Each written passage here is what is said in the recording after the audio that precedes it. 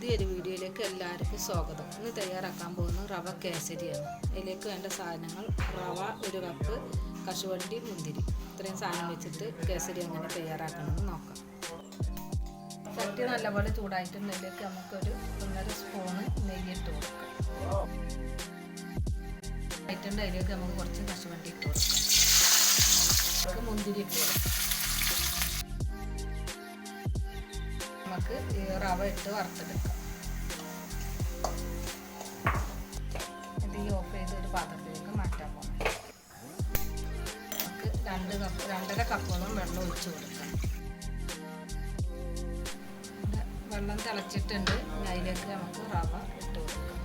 റവ കുറേശ്ശെ ഇടണം, അല്ലെങ്കിൽ കട്ട പിടിച്ച് പോകും.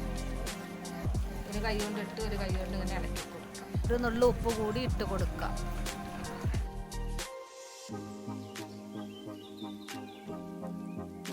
മസാല ഇട്ട് കൊടുക്കുക. കളറിന് വേണ്ടിയിട്ട് കുറച്ച് മഞ്ഞൾപ്പൊടിയോ കളർ പൊടിയോ കലക്കി കുറച്ച് ഒഴിച്ച് കൊടുക്കാം. കേസരിയൊക്കെ ശരിയായിട്ടുണ്ട്. നമുക്ക് തീ ഓഫ് ചെയ്ത് ഏത് ആകൃതിയിൽ വേണമെങ്കിലും ആക്കിയെടുക്കാം.